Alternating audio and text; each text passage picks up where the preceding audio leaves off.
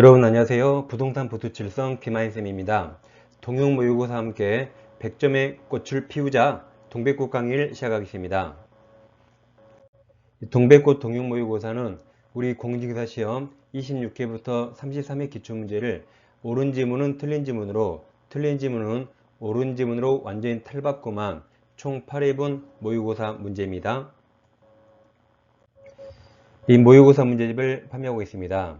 여러분들이 미리 시간을 45분 정확히 정해서 그 시간 내에 문제를 다 풀어보십니다. 그리고 이 영상으로서 복습하시면 가장 효율적으로 민법 마무리 정리를 할 수 있습니다.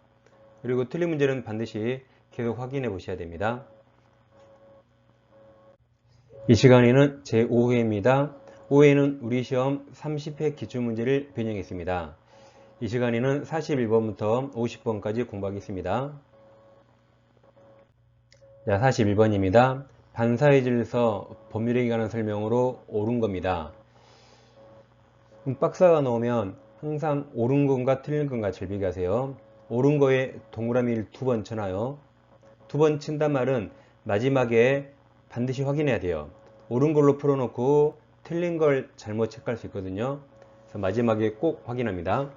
자, 기억해서 반사의 질서 법률행위에 해당한 여부는 해당 법률행위의 효력 발생한 때가 아니라 법률행위 당시죠. 뭐든지 원칙적으로 법률행위 당시를 기준으로 판단합니다. 자, 니은 반사의 질서 법률행위 무효는 이를 주장할 이익이 있는 자는 모든 무효는 마찬가지죠. 누구든지 주장할 수 있다 해서 맞았습니다. 디귿 법률행위가 사회질서에 반한다는 판단은 부단히 변천하는 가치관념을 반영하죠. 기억과 같은 말이죠. 그러니까 기억에서 법률의 행위 당시를 기준으로 판단하는 거죠. 자, 리을 다소 보험계약을 통해서 보험금을 부정취득을 목적으로 체결한 보험계약은 반사의 질서 법률에 해당하죠. 해당이 무효가 됩니다. 자, 미음은 적극가담 보여 무조건 103조 무효입니다. 저 미음은 대리인이 매도인 배임이행에 적극가담했죠. 그럼 대리행위의 하자는 본인이 아니라 대리인 기준이라 이건 무조건 103조 무효입니다. 그 다음 가담에서 이루어진 부동산 이중 매매는 본인인 매수인이 선의로 나와요. 그 사실을 몰랐더라도 본인 기준이 아니죠. 그래서 반사의 질서 법률행위가 된다 해서 맞았습니다. 그럼 다시 옳은 거에 동그라미 2번 쳤죠. 옳은 겁니다. 옳은 거라 정답은 5번으로 가야겠죠.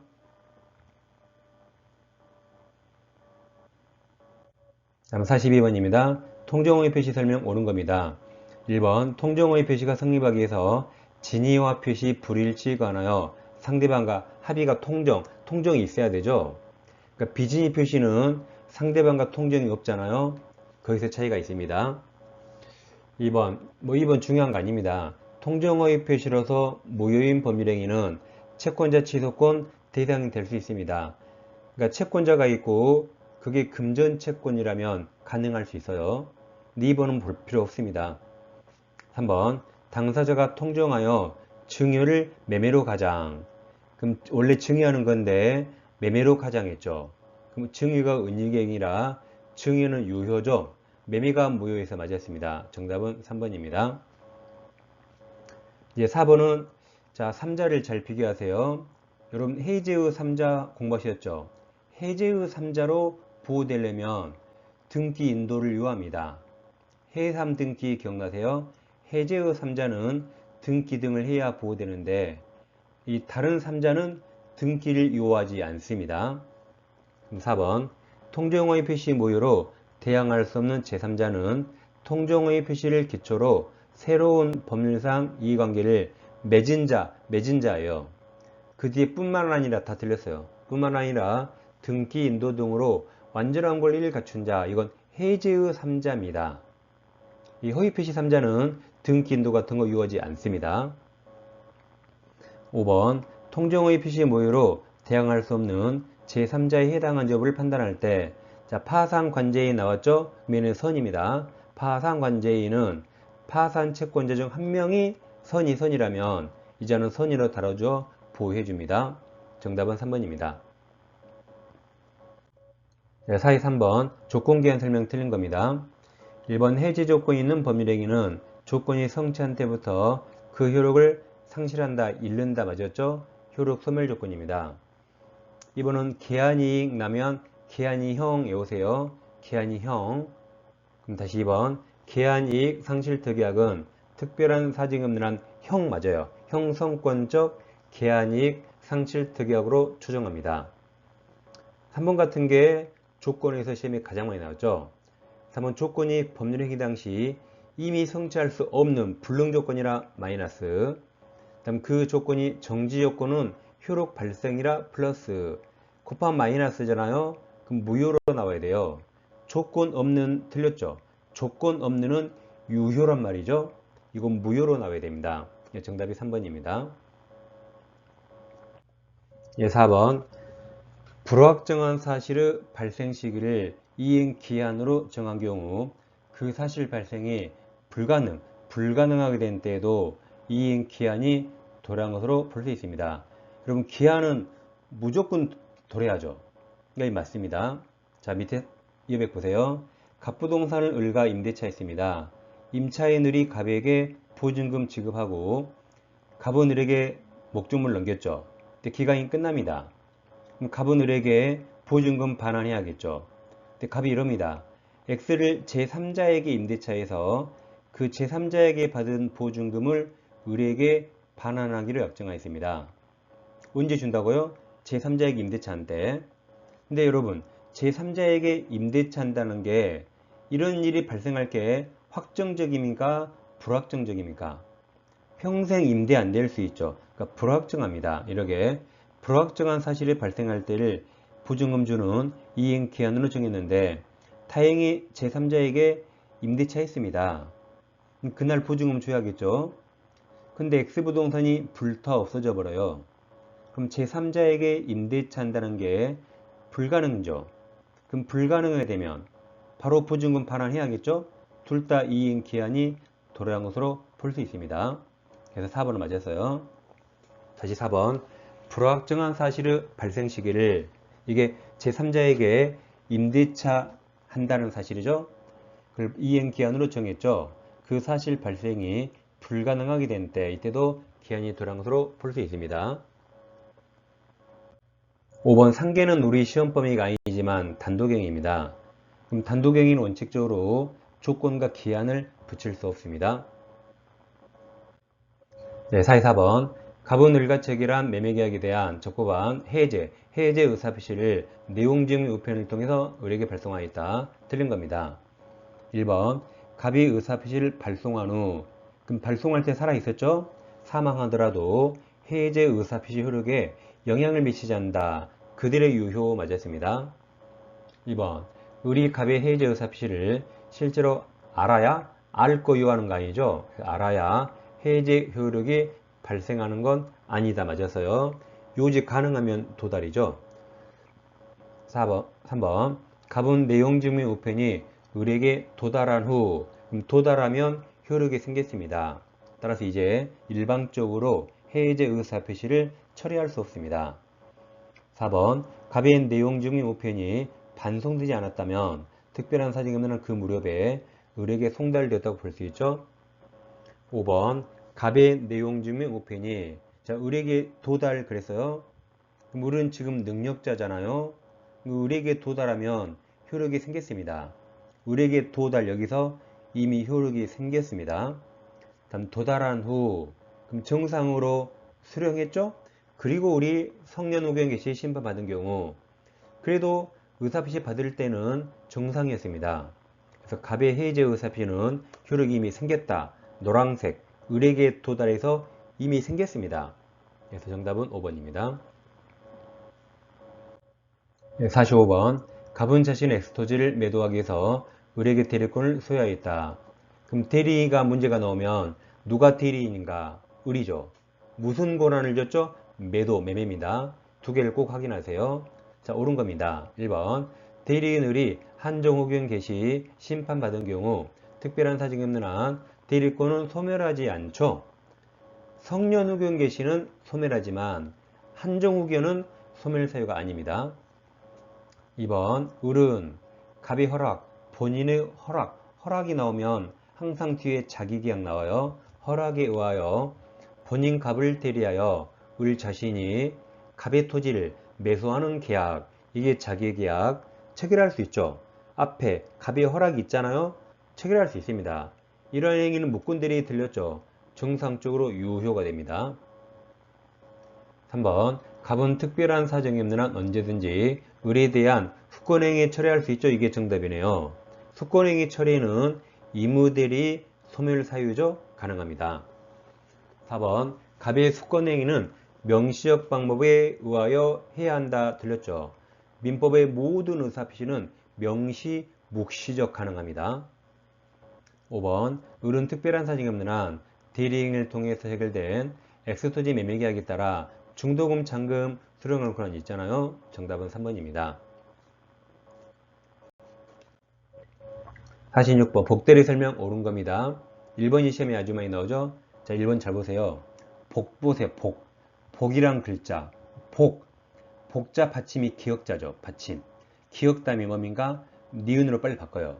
그러니까 본인의 대리인. 본인의 대리인입니다. 복 받침 잘 봐요. 기역담의 니은. 본인의 대리인이죠. 2번 이무대리인이 본인의 승낙을 얻어서 복대리인을 선임한 경우 본인에 대해서 그 선임이나 감독에 관한 책임이 있다죠. 3번 대리인이 복대리인을 선임한 후 사망한 경우 대리권이 소멸하죠. 그럼 복대리권도 따라서 소멸하는 거죠. 4번 복대리인의 대리행위 대하여도 원칙적으로 표현들에 관한 규정이 적용될 수 있습니다. 5번 법정대리인은 부득이한 사유가 없더라도 즉 원칙적으로 복대리인 선임할 수 있어요. 그러니까 2번과 5번 비교하세요. 2번 자, 이무대리인은 본인의 승낙이 있거나 부득이한 사유 있을 때 복대리인을 선임할 수 있죠. 근데 5번은 법정대리인은 원칙적으로 그 책임으로 언제든지 복대리인 선임할 수 있습니다. 5번이 정답입니다. 47번 대리권 없는 을 무권대리죠. 을이 갑을 대리해서 갑 토지에 대한 매매가 아니라 임대차네요. 임대차 계약을 병가체결하였다. 옳은 겁니다. 1번 위 임대차 계약은 본인 갑이 추인해야 유효죠. 추인하지 아니하면 특별한 사정이 없는 한 갑에 대해서 무효이다. 맞았네요. 효력이 없다가 무효죠. 1번이 정답입니다. 2번 갑은 위 임대차 계약을 뭐든지 명시, 묵시할 수 있다 그랬죠. 묵시적 추인 가능합니다. 3번 병이 계약 당시 을에게 대리권 없음을 알았던 경우에도 병은 갑에 대한 최고권은 인정되죠. 그러니까 철회는 선이어야 돼요. 근데 최고는 악의도 가능하죠. 4번 갑이 임대기간을 단축하여 위 임대차 계약을 추인. 이게 내용을 변경한 추인이죠.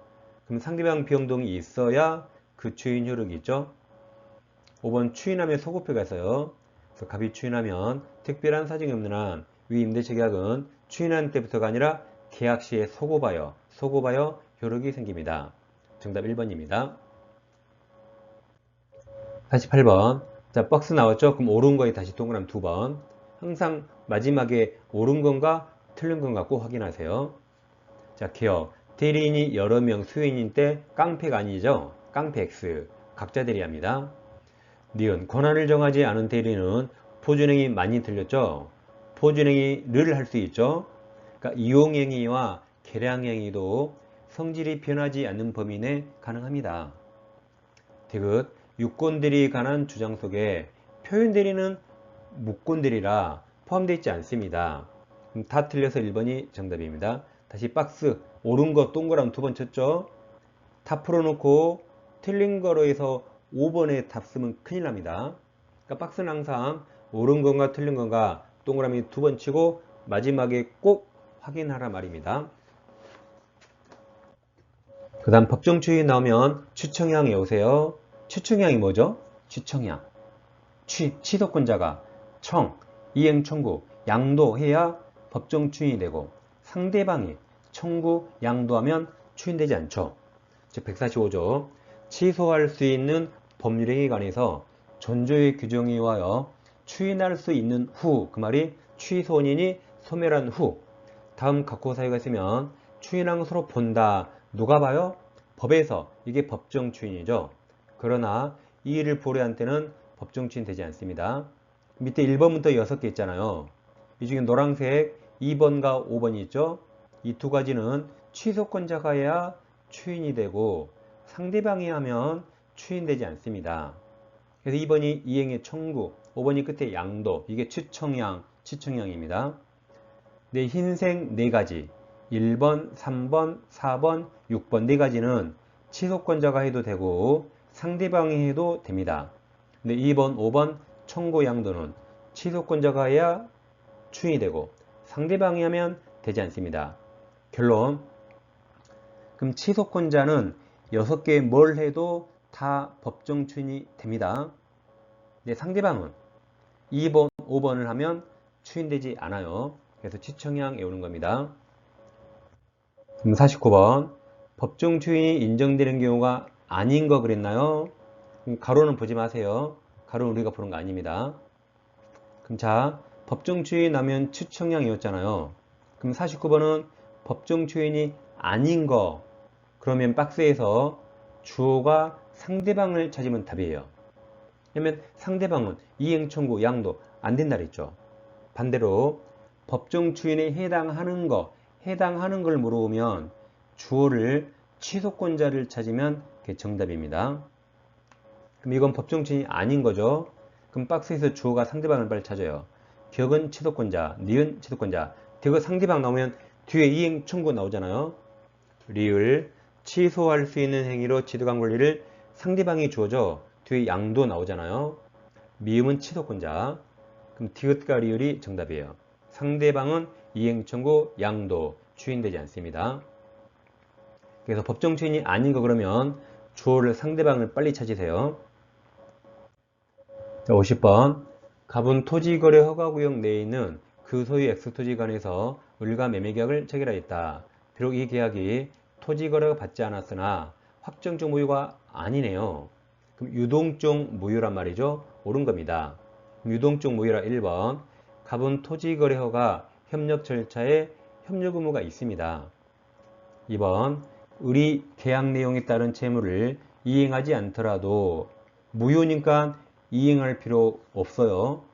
이행할 필요 없습니다. 그래서 갑은 이를 이유로 위 계약 해지할 수 없다. 이게 정답이죠. 무효니까 해지할 수 없습니다. 3번은 노란색 글씨와 파란색 글씨가 있어요. 그럼 둘 중에 어떤 게 선이행 의무일까요? 둘 중에 어떤 걸 먼저 해야 될까요? 파란색이죠. 토지거래 허가 신청에 협력해야 되죠. 그래서 허가가 되면 허가 처분 나오면 그때 노란색 을이 매매대금 이행 제공하는 거죠. 그래서 파란색이 선이행이고 노란색이 후이행으로 동시행 아닙니다. 그럼 3번 갑은 노란색이 후이행 의무 없음을 이유로 파란색 선이행 이행을 거절할 수 없다죠. 파란색 먼저 해야 됩니다. 4번 토지거래 허가구역 지정기간이 만료됐으나 재지정이 없네요. 그럼 이 계약은 확정적 유효로 되는 거죠. 자, 5번은 중간 생략 등기는 원칙 유효하지만 허가구역에서는 예외적 무효가 됩니다. 5번 을이 병에게 토지를 전매하고 병이 자신과 갑을 매매 당사자라는 허가를 받아 갑으로부터 곧바로 등기를 이전받았다. 중간 생략 등기 이건 무효예요. 허가구역은 무효입니다. 자, 오늘 공부하신 내용에서 추인이 나왔죠.